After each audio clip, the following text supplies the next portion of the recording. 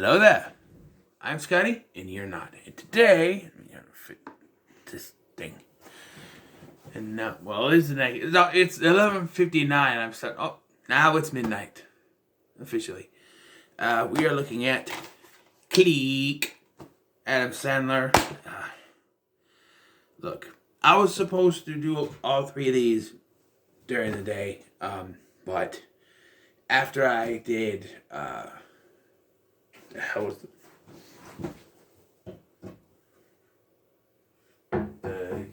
51st dates. Sorry, it's late.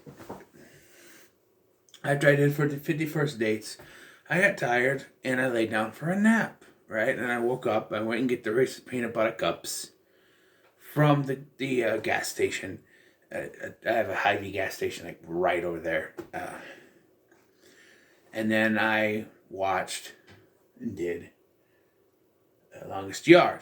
And so, sometimes the longer my reviews take to record, the longer they take to upload. So I don't always just watch the next movie right away. After doing it, I have to watch some other YouTube videos or TV or something until there's maybe about a half hour left, and then I'll put it in. Well, I got into watching YouTube, and eventually things happened. It was after 7, it was after 8 by the time I watched this. So here we are, Click, a movie that I actually think is one of Adam Sandler's underrated films. I know a lot of people shit on this movie, and I think it's because they go in thinking it's going to be a straight up comedy.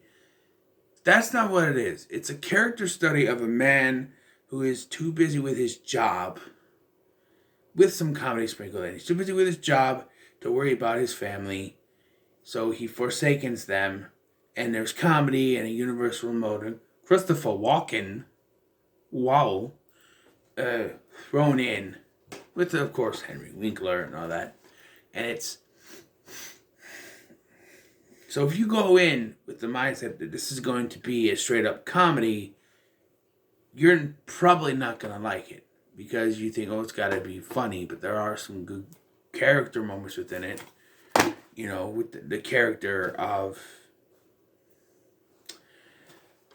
I forgot his name. Michael.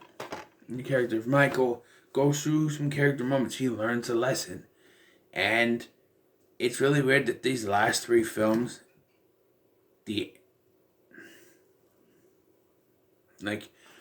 this one is a very small part of the end, but the ends have little problems with them. The 51st Dates one was they got back together, which is fine, but then it's very complicated with the whole she got pregnant and how's that gonna work, and what if she wakes up not remembering anything, and she goes into contractions right away, and she's confused at how she got pregnant. She got to deal with it, and then with The Longest Yard, the whole thing with the going to get the football and everything. Now here there is one little wrinkle at the end. It just kind of gets me. I always forget about it because it's something that doesn't need to be in the film, but we're talking about it. So Michael Newman is a man whose job is more important to him than his family. He wants to get this big promotion and be promoted to partner, and he forsakens his family. He pushes them away because he keeps going for the job to make the money for them. But okay, so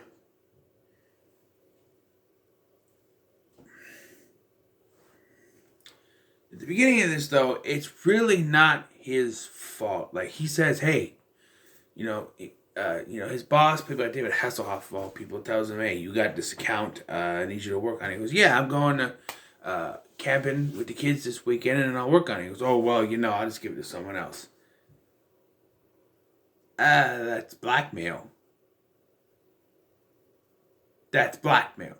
Oh, if you don't do it now, I'm giving it to someone else. That's blackmail. That's not, that, maybe it's not blackmail, but it's just it's forcing him to choose work over his family. That's not right. All right. David Hasselhoff is one of the hiccups in this film. That's just like the scene in which he's frozen and he gets slapped in the face. He's like, "Wow, that hurts." And then he gets like farted. That's funny, but like, I don't know. Sometimes just a little too much. So yeah, Michael cares about his job, and one night he resolves to get a universal remote for his house because he has too many remotes. Which, okay, there's some remotes that I can get because they all look very similar. There's one that's white, but like he grabs the obvious remote control to a helicopter and it flies in his face. That one's on him because that looks nothing like a regular remote control. I don't understand how he could just pick the thing up. This is my other fun case. Pick it up and just, that's on him. That doesn't even look like a remote control. I mean, come on.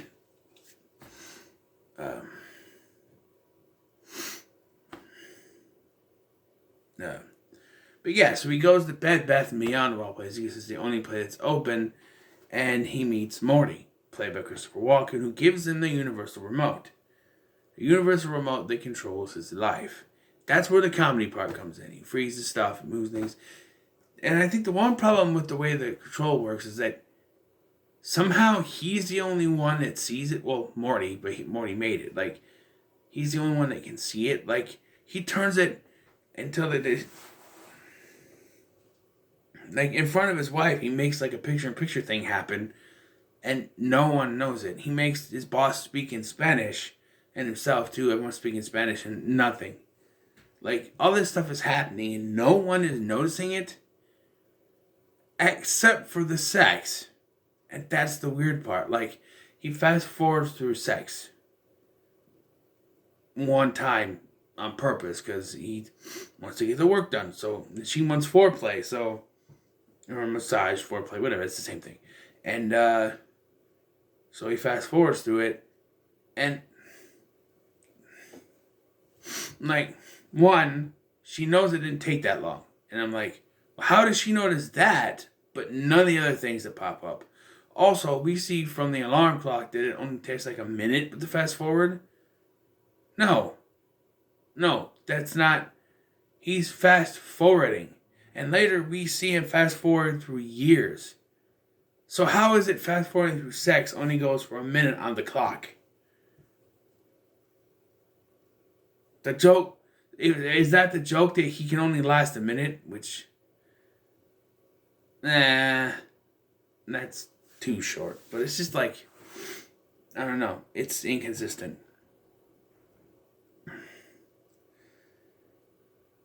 So yeah, there's Sean Astin is in this too. He plays Bill, the son's swim teacher, I think. And there is some bad humor, like when he comes in and say, "Hey, here you go," and it's some kind of it's a little Asian kid, and they do a joke. It's like, it's like, "You're not my dad," and he goes, "As far as you know, you could have left it at that."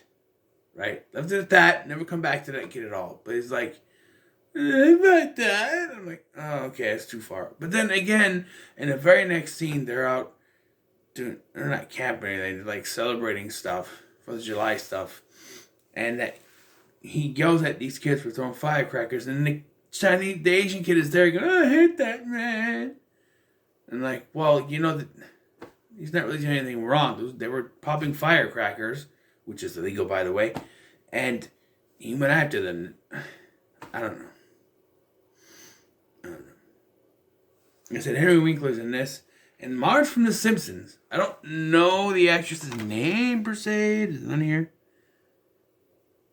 Is it Julie Kavner? Is that the one I can think of? Because I know that Janine is played by, what's her name?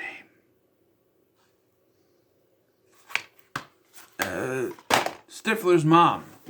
I can't think of her name. And she's a hit or miss actress for me. I like her as Bobby on Joey and as Stifler's mom because she plays it somewhat serious, but there's just her comedy doesn't land for me. Like in the middle, her first appearance, she's talking and she's like, whoop whoop whoop whoop. And I'm like, what? What? I don't know. So Michael starts to fast forward through important stuff, fights, illness, which I like to fast forward through illness, but fights, illness, uh, sex, uh, and most of his kids' lives, to be honest. But here's the thing, though. I thought about the illness. What if it was terminal illness and you try to fast forward through it, and you didn't know it was terminal, but you try to fast forward through it? Would it not work, or would you just fast forward to your death? That's a scary one. But yeah, he fast forward. He decides, it's a big choice. He wants to fast forward to when he gets the promotion because he lands the job thanks to using the remote. He sells this thing and he's like, I made partner. And then the next day he talks to Hasselhoff and Hasselhoff says he hasn't made partner yet and he gets pissed. And that's when you do the freeze him, slap him, freeze him, fart on him thing. But also I want to point out that he's doing this sexual harassment. I don't know if this is controversial, but this scene doesn't make a lot of sense. It's a sexual harassment speech that he makes. And they play it up for comedy because Michael is just messing with the remote this whole time, making him speak in Spanish, doing other things. And I'm just like, this is a very serious speech. Also, at the beginning of the speech, David Hasselhoff calls one of the secretaries a slut. Like the office slut. And she's just like, I'm like, that's sexual harassment. I mean, I get it, it's supposed to be a joke, but that's sexual harassment. You called someone a slut in front of everyone, and she just laughs and goes, no, that's sexual harassment. I think that's supposed to be the joke, but it's not really that funny. But anyway, so Michael fast forwards to when he gets a promotion, which takes a year. Yeah, his boss is an ass.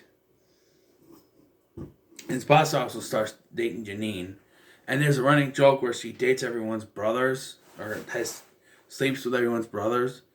And she ends up doing the same thing to him, but like, he's like, well, you could make, your partner now, and you could make,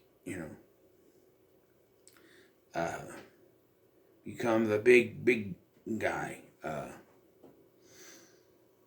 And he's, I would love that. But then it fast forwards him. And it's now been 10 years now has happened, I think. I think that's what he says, 10 years. His children are now teenagers. One of them played by Jonah Hill with a fake prosthetic nose so he looks like Adam Sandler. I guess. And they're now divorced. Also, he's fat. He's a fat guy.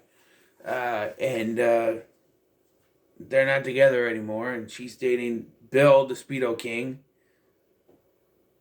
Okay, I understand he's the swim coach, but like, how long was he taking the swimming classes? She had to have cheated on him. She had to have. Like, it makes no sense. Like, the relationship started to strain because he's on autopilot when he activates the remote. So, which we're going to come to that because there's a scene that doesn't make any sense because we'll get to it. He's on autopilot, so it's like he's not there, right? And we'll get to it because it doesn't make any sense. But, so yeah, she ends up with Bill, and she had to have cheated on him. Because, like, how long was the kid in swim class?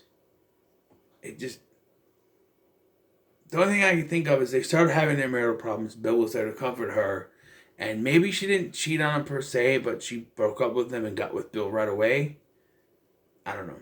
I don't know. But uh, um, so, but they have an argument. By the way, he fast forwards. So here's the thing: they have a dog named Sundance. When he fast forwards to a year later, they have another dog, a little one. I forget the dog's name. But then now, 10 years later, they have another dog, and there's a running joke about the duck, this big stuffed duck that keeps getting humped. How they kept the duck all this time, I don't know. But the dog knocks him down, conks his noggin, and he is fast forward to his sickness. So it's another 6 years. And apparently, the knock on the noggin caused them to find the cancer that was in his head, I guess. And the dog saved his life. We never see the dog again. And he's gotten the tummy tuck and everything. He's got this flap, which is supposed to be a funny joke. It's annoying because it's going playing with it. She's now married to Bill. And he meets his son, who's now skinny. And for some reason, I thought it was played by Justin Long all this time, but it's not. It's someone similar, but not really. And he's all worrying about the job and everything. And also, his dad died. Grandpa, Henry Winkler, passed away, and he was taken back to the last time he saw him. And this is where we have the hiccup. We are told when he fast forwards through something, he's on autopilot. He's basically a drone, and sure, yeah. But in this flashback, he goes off on his pop, yelling at him. This is the only time we see that within the he's supposed to be on autopilot thing, and it doesn't make any sense. Because if he's on autopilot, how can he burst out like that? Because that would be a fight, and it would fast forward him. So it doesn't make any sense. I don't know. It just confuses me. But, yeah. And then we get a twist, I guess. And this is... Remember when I first watched this, I knew that there has to be something else going on here because they reveal Morty is the angel of death. And I'm like, well, if he's the angel of death, then why would he have a universal remote in the back of a Bed Bath & Beyond? There has to be something else going on here. This can't be real, right? Trying to remember how he fast forwards again. He fast forward. He just wants to go to a happy place, I think. Because he's at the graveyard and stuff, and he fast forwards to his son's wedding, and we see that his daughter is now played by Katie Cassidy with fake boobs. And I don't mean she has implants. I mean she got push-up things because they're sticking out, and her boobs aren't that big. If you watch, I don't think she's ever been nude, but her boobs aren't that big. She's how can I put this? What's that show? Something Island, where you could tell they're not big as mine, and but they're not, they're sticking out here, and I'm like, she has to have some kind of, and I'm focusing on boobs. Who cares? Where they do that chicken cutlet thing where they shove it in to make it look bigger. Because he makes a comment, put those things away. So obviously they need to make them bigger for that. But I don't know. But yeah, and now she's married to Bill and everything. Look, sometimes in Adam Sandler movies there's jokes that just won't go away. And the Speedo thing is just one of those jokes that doesn't go away.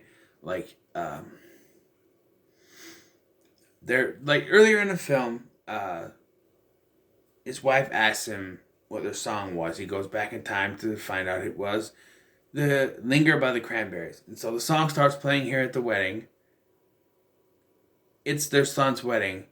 He set it up. Obviously, he requested the song. I mean, come on. If this was just at a random place they were meeting at, that's fine. But this is their son's wedding. He set it up. He had to have.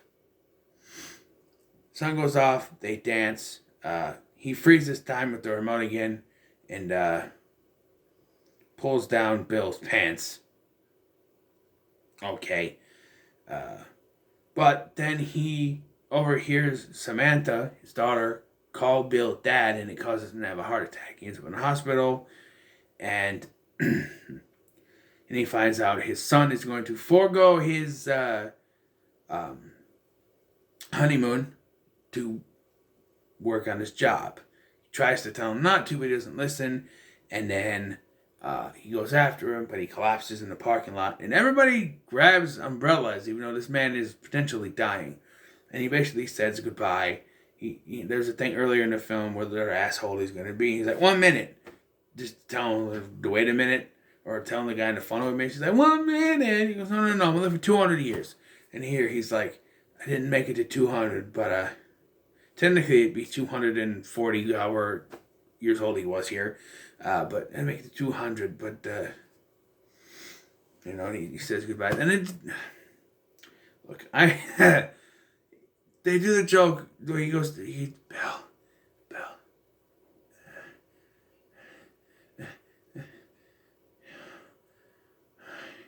And I'm just like, okay. Okay, but then they do the thing. Their one thing is, you still love me forever and ever, babe. So, yeah, they wrote this thing at the wedding or something, and he's like, you love me? We still love me in the morning, and she's forever and ever, babe, and I'm gonna cry. He dies because Morty's there to take him away, and then he wakes up in the Bed Bath & Beyond with Nick Swartzen watching over him sleep. He was there before that too, but he's like, oh, you're not supposed to sleep in the beds, but I do sometimes. And the thing before that was like, I don't have any friends, I need a friend. He's like, you want a friend? I'll be your friend right now. And he runs home and he celebrates with him. He says, we're gonna take you to go camping and stuff. Well, there's also a subplot, sort of side plot with the neighbor boy who's called O'Doyle. Yeah, O'Doyle rules, which they don't say that in this movie, but there's a thing where he has this little robot dog and he runs it over, and they say that the robot dog is worth more than the car. He runs it over and says, not now. I'm like, well, the parents are probably gonna make you pay for that, and you get the money to pay for that. I mean, come on. And he punks him out. He's smoking a cigar, and he's like, oh no, I took it from him. Smell marijuana in here. And it's like, okay. Yeah, it was all a dream. And if they left it at that, if they just said, okay, it was all a dream, none of it ever happened, it was brought on by stress and everything in his life, and now he realizes what was wrong with his life, and he can now move forward, that's fine. But then they do this. So after he makes it up with his parents and his wife and kids and everything, he goes to the kitchen to make a phone call to call his pop, which they're sleeping, but he sees the remote is there and there's a note from Morty telling him that maybe this time he'll use it right, and then he throws it away. And there was a gag earlier where he tried to throw it away and it would land in his head, or it would pop out looking like a pecker, but it would, keep coming back. So he throws it away, keeps looking, and he's safe. But I feel like the whole it was all a dream thing works in this situation. It was brought up by stress. Nothing ever happened. There was no Morty. Because revealing that he's the angel of death was too much. And it's like, okay, so it was a dream and he made it all up. Okay, fine. But then when he finds the remote with a note from Morty, it just... So it did happen, and he's the angel of death. No, they could have just left that part out. That's a little wrinkle that just. But, and hey, I'm 3 for 3 with these Adam Sandler movies because for the third time in a row, I'm gonna have to say that Click is pretty good. I enjoyed it thoroughly. So, this concludes Adam Sandler Day. Sunday will now be Wayans Day. We got 3 Wayans movies to look through. I believe it's 3. 4. There's 4. We have The Sixth Man, Senseless, White Cheeks, and Little Man, I believe. I believe Little Man came out in 2006, and I think I'm saying my cutoff now is 2006 because I can say, oh, I was still in high school. I graduated that year. So those 4, we'll see if I can get them done. But yeah, so what are your thoughts on Click? Let me know in the comments below. Make sure you like, share, and subscribe. By the way, to the one subscriber of mine who commented saying their name was Scotty, and so my intro was a lie. It's an intro. It's an intro, meh? I know there's other Scots out there, but it's my intro. What am I supposed to say? Hello there, I'm Scotty, and you might be too. No, I'll just stick with it. It's something I came up with. Technically, I stole it from Chevy Chase, but I can always end my review by saying, "Thanks for watching. I've been Scotty. Have a good night. Good night, and have a pleasant tomorrow."